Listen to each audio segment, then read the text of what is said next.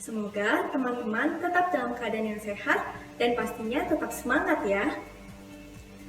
Perkenalkan, saya Takisha. Dan saya Ima Masrifa. Sebelumnya, teman-teman sudah mempelajari banyak materi. Namun, semoga teman-teman tetap bisa fokus pada materi hari ini.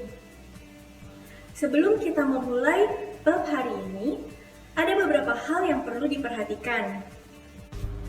Selama video berlangsung, teman-teman diharapkan untuk mencatat hal yang penting dalam materi dan juga mempause video untuk istirahat sejenak nantinya. Dan jangan men-skip atau mempercepat video. Sekarang, silahkan mencari posisi yang nyaman untuk teman-teman memperhatikan keseluruhan video. Apakah teman-teman sudah siap? Baik, jika sudah, mari kita mengingat kembali materi apa yang telah disampaikan pada bab sebelumnya. Bab sebelumnya membahas mengenai Expanded Rules for Trainers, yang membahas mengenai peran-peran baru atau peran-peran lainnya bagi trainers. Teman-teman diminta untuk menyiapkan catatan dari materi sebelumnya, karena akan kita bahas kembali pada materi hari ini. Pada hari ini, kita akan membahas bab dan materi yang terakhir, yaitu New Business Realities for Trainers. Kira-kira apa ya yang akan dibahas pada bab hari ini? Dunia terus berubah, dan dengan itu muncul juga tantangan-tantangan baru. Banyak tantangan yang harus dihadapi oleh organisasi.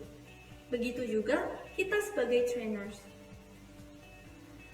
Organisasi akan mengandalkan kita dan kolega kita untuk membantu menyelesaikan tantangan-tantangan ini. Kita sebagai trainers harus memiliki jawaban untuk memenuhi kebutuhan ini. Maka dari itu, pada bab hari ini kita akan membahas mengenai tantangan-tantangan tersebut. Terdapat 6 tantangan yang dihadapi dan perlu ditangani oleh organisasi atau perusahaan kita. Yang pertama ada do more with less. Yang kedua ada globalisasi. Yang ketiga ada bekerja dengan banyak generasi. Yang keempat ada belajar bekerja dengan C-suite. Yang kelima ada vendor management. Dan yang keenam ada bekerja dengan subject matter expert. 3 tantangan pertama akan dibahas oleh saya, dan 3 tantangan selanjutnya akan dibahas oleh rekan saya, Ima.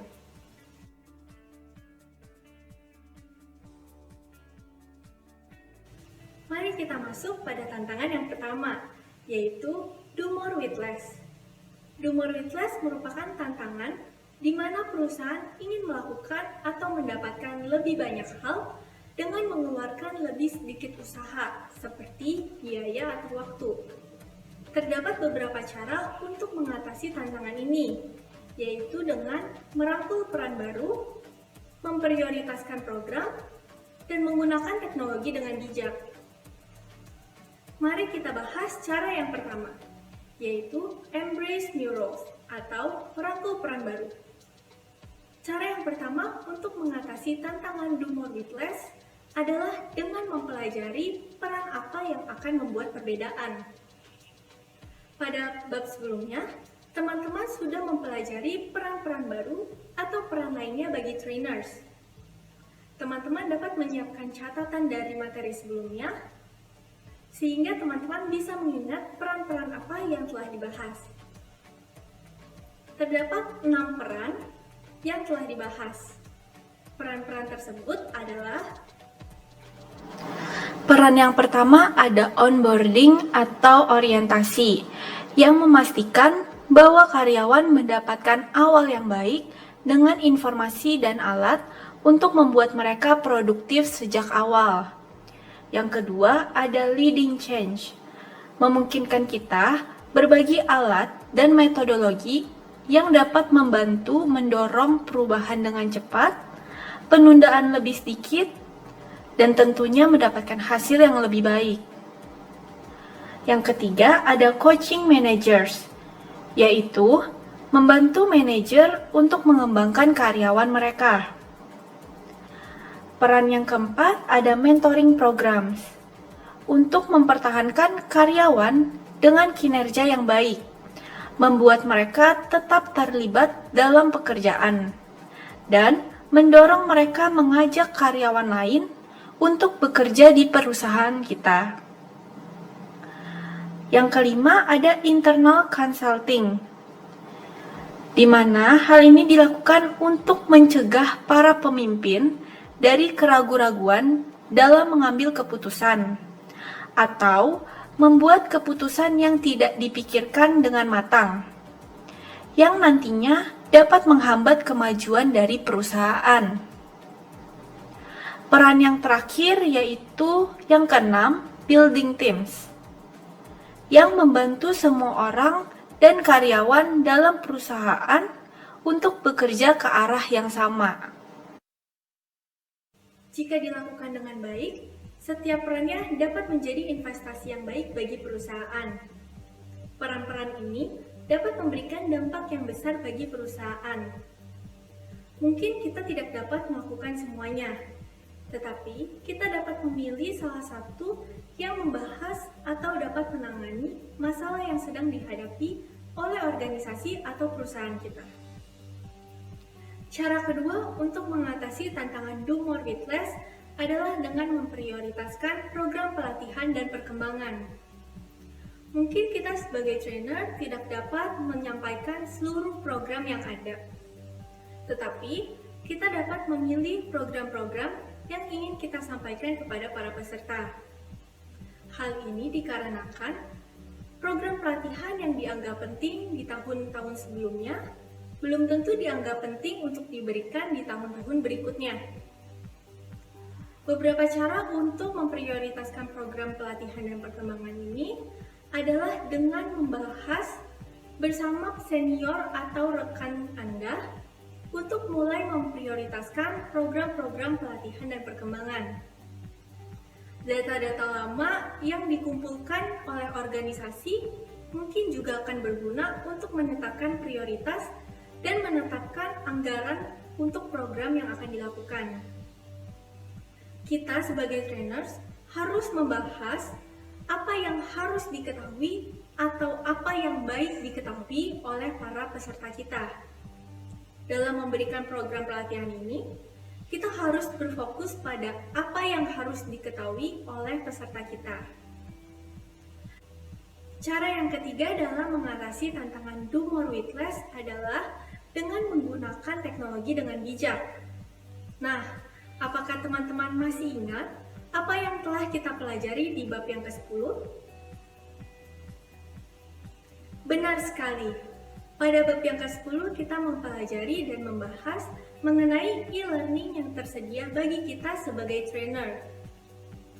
Jika biaya untuk melakukan perjalanan untuk mengikuti program training berkurang, atau waktu untuk berpergian untuk melakukan program training terbatas atau tidak leluasa, kita dapat menggunakan alternatif lain, seperti mengupload video di YouTube, melakukan video conference, mengirimkan informasi melalui media sosial, seperti Line, WhatsApp, atau Telegram, untuk menjangkau karyawan di kota lain atau di negara lain. Alat-alat ini dapat meningkatkan produktivitas dari perusahaan kita.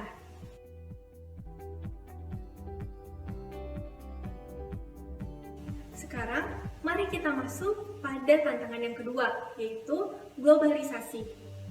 Globalisasi menawarkan peluang pertumbuhan yang menarik dan menantang bagi organisasi atau perusahaan. Tantangan tersebut biasanya berfokus pada infrastruktur yang kurang tepat yang dapat mempengaruhi seluruh bagian dari organisasi.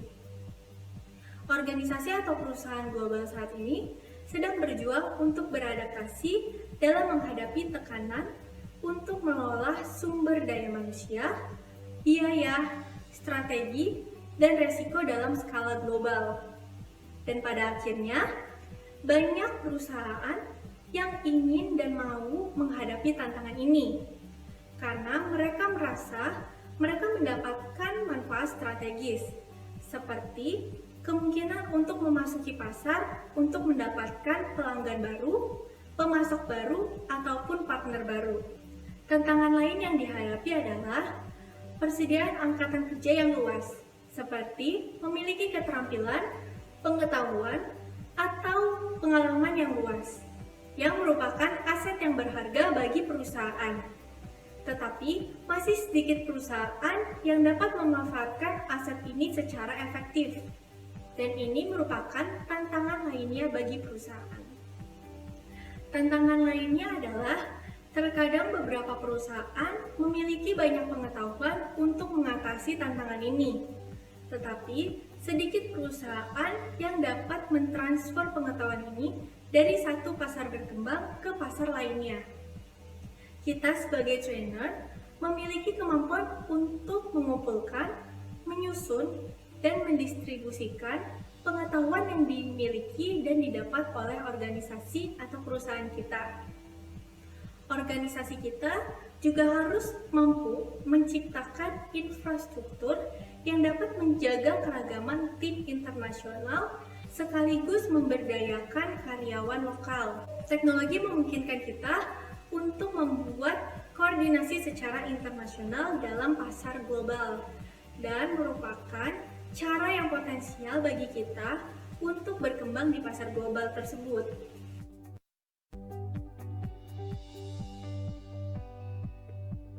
Sekarang, kita akan membahas tantangan yang ketiga, yaitu bekerja dengan banyak generasi di tempat kerja. Kita pastinya pernah mengalami 4 generasi berbeda di dunia kerja, dan semuanya bekerja bersama-sama. 4 generasi tersebut adalah tradisionalis, baby boomers, generasi X, dan generasi milenial. Sebagai trainer, kita memiliki 2 masalah yang harus dihadapi. Yang pertama, memastikan seluruh generasi menghargai keragaman dalam kelompok. Dan yang kedua, memastikan generasi milenial telah berkembang dan siap untuk mengambil tanggung jawab kepemimpinan. Masalah yang pertama adalah generational challenge atau keragaman dalam kelompok. Kita sebagai trainer memiliki kesempatan untuk merangkul dan menyatukan semua generasi dalam program training kita. Di sini, kita berfokus pada persamaan antar generasi daripada perbedaannya. Terdapat beberapa keluhan dari generasi milenial mengenai tenaga kerja dari generasi lainnya. Biasa, keluhannya berupa tenaga kerja dari generasi lainnya yang tidak terbuka dengan ide baru, tidak dapat bekerja sama, lambat dalam beradaptasi dengan teknologi, dan terlalu terpaku dengan jadwal yang kaku. Begitu juga sebaliknya, terdapat beberapa keluhan dari tenaga kerja generasi lainnya terhadap generasi milenial. Biasa keluhannya berupa generasi milenial yang tidak mengikuti aturan, seperti cara berpakaian atau tidak mematikan handphone saat sedang berdiskusi. Mereka juga tidak diplomatis, tidak menunjukkan rasa hormat, terlalu banyak mengeluh, dan mengharapkan promosi atau insentif tanpa berusaha dengan keras. Langkah yang dapat dilakukan adalah membantu setiap orang untuk menghargai keragaman dari generasi lain. Bantu mereka untuk mengidentifikasi kesamaan dari setiap generasinya. Misalnya, dalam perusahaan ini, setiap orang ingin bekerja untuk membawa perubahan bagi perusahaan, menginginkan umpan balik yang konsisten, dan ingin mengetahui apa yang diharapkan dari diri mereka. Masalah kedua yang dihadapi adalah mempersiapkan generasi milenial untuk peran kepemimpinan. Generasi X merupakan generasi di antara generasi baby boomers dan milenial. Ketika generasi baby boomers pensiun, maka setengah dari posisinya akan digantikan oleh pekerja berpengalaman. Hal ini memungkinkan generasi milenial untuk mendapatkan promosi yang lebih awal dan membutuhkan layanan pelatihan dan pengembangan. Terdapat beberapa tips untuk merancang dan membuat program pelatihan bagi generasi milenial. Tips yang pertama yaitu perjelas ekspektasi. Perjelas apa yang diharapkan dari generasi milenial. Bagaimana mereka akan dievaluasi dan bagaimana pengetahuan dan keterampilan yang mereka peroleh berkaitan dengan evaluasi kinerja mereka di tempat kerja. Karena para tenaga kerja milenial ingin mengetahui hal-hal tersebut. Yang kedua, memanfaatkan keahlian teknologi mereka. Kemampuan teknologi dan elektronik mereka sangat luar biasa. Mereka memandang bahwa pembelajaran dan teknologi berjalan seiringan. Dalam pelatihan, kita bisa saja menggunakan media sosial seperti Twitter untuk membagikan hasil diskusi kelompok kecil, atau melalui YouTube yang bisa mereka akses jika ingin mempelajari lebih lanjut tentang pelatihan. Yang ketiga, ada trainer yang mendampingi. Menggunakan mentor atau rekan senior selama menindaklanjuti program pelatihan adalah salah satu pendekatan yang praktis. Generasi milenial akan sangat menghargai kesempatan untuk mendapatkan umpan balik dan menghargai nasihat tersebut. Tips yang keempat dan yang terakhir yaitu cari opsi jaringan. Memanfaatkan ketertarikan milenial pada networking. Selain merasa nyaman bekerja dengan tim dan aktivitas grup, tenaga kerja milenial juga suka berjaringan keliling dunia secara elektronik. Maka dari itu, kita bisa tetap menggunakan media sosial untuk terus meningkatkan keterampilan mereka dengan cepat. Nah, sekarang teman-teman sudah selesai mempelajari 3 tantangan yang pertama. Teman-teman dapat beristirahat sejenak terlebih dahulu. Mungkin teman-teman ingin merenggangkan badan atau minum agar teman-teman bisa kembali fokus membahas 3 tantangan selanjutnya.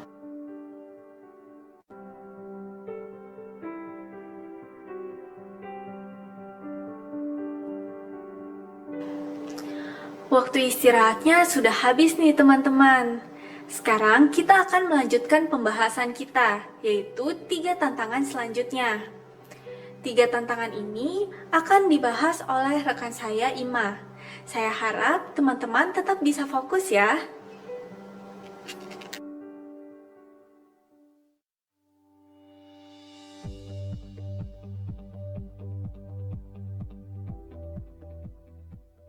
Yang selanjutnya adalah mengenai working with the C-suite. Di sini kita akan membahas bagaimana cara berkomunikasi dengan C-suite dan apa yang menjadi fokus utamanya. Yang pertama kali harus Anda lakukan adalah memahami cara berpikir anggota C-suite. Lalu rencanakan apa yang akan Anda katakan sebelumnya. Buatlah ringkasan materi yang beresonansi dengan anggota C-suite. Selanjutnya, identifikasi apa yang menjadi masalah penting bagi mereka. Dan dukunglah strategi dengan detail yang cukup menunjukkan bahwa rencana Anda itu bagus. Lalu, ajukan juga pertanyaan-pertanyaan yang provokatif. Pesan yang akan saudara sampaikan seharusnya tidak hanya memberitahu para audiens, tetapi juga mengundang pemikiran mereka. Pertanyaan yang menstimulasi menghasilkan lebih banyak dukungan. Seperti apa sih pertanyaan yang menarik minat audiens? Yang bisa saudara lakukan adalah membuat cerita yang mudah diingat. Pastikan bahwa cerita yang Anda buat sesuai fakta yang berkesan, lalu gunakan analogi, proof, atau kutipan. C-Suite Communication Checklist. Yang pertama, saya akan menyampaikan pesan yang strategis yang hanya didukung oleh detail yang menjual ide saya. Yang kedua, saya telah memilih informasi yang penting untuk menjadikan pesan yang ringkas. Yang selanjutnya adalah, saya akan membuka dengan pertanyaan big picture message atau dengan menyebutkan apa yang menjadi inti. Yang selanjutnya, saya telah mendefinisikan beberapa pertanyaan yang provokatif. Lalu, saya mengambil sifat tentang berdasarkan isu. Yang terakhir adalah, saya telah membuat cerita yang mudah diingat.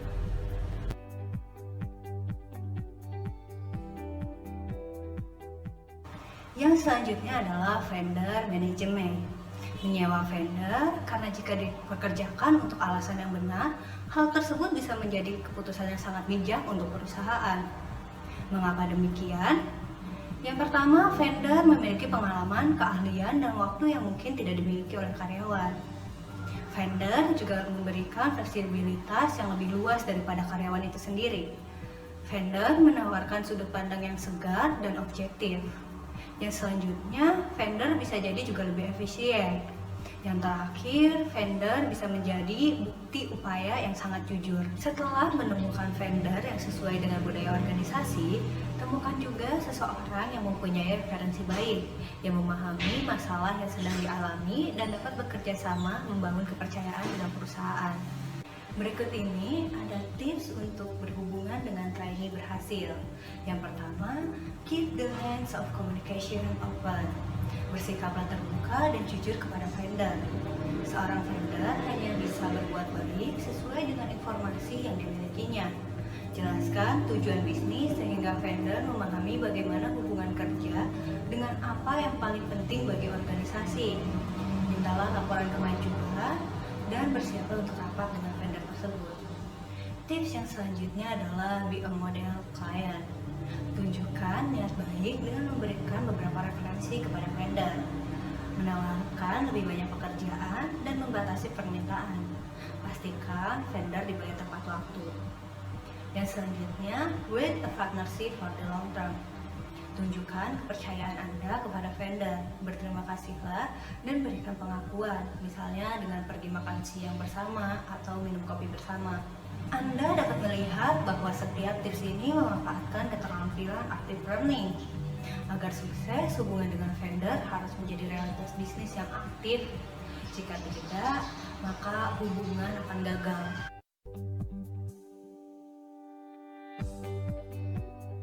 Working with the subject matter expert atau yang biasa disebut dengan SME.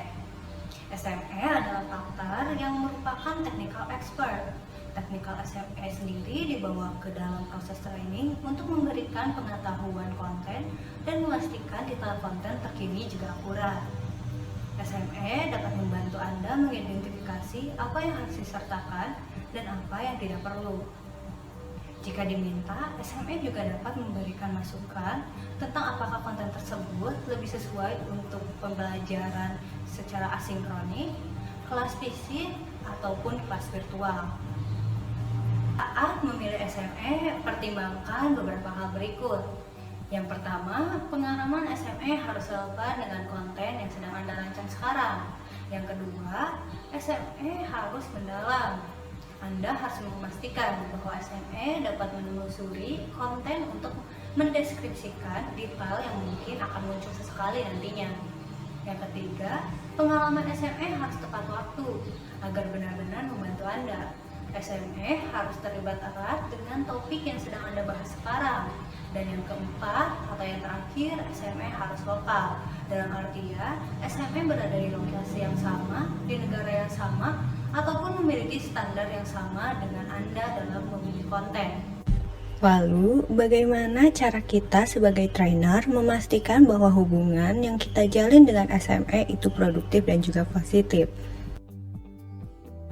Mulailah dengan memberikan definisi yang jelas tentang bagaimana peran dan tanggung jawab masing-masing yang akan dilaksanakan nantinya. Seperti siapa yang akan melakukan apa, bagaimana, dan kapan waktunya. Jika hal ini bisa direncanakan bersama, hal itu akan lebih baik. Jangan lupa juga untuk berkomunikasi secara rutin dengan SME. Lalu, ingatlah untuk mengucapkan terima kasih sering-sering kepada mereka. Yang terakhir adalah rayakan. Kita sebagai trainer bisa merayakan bersama-sama apa yang telah menjadi pencapaian kita dengan SME kita.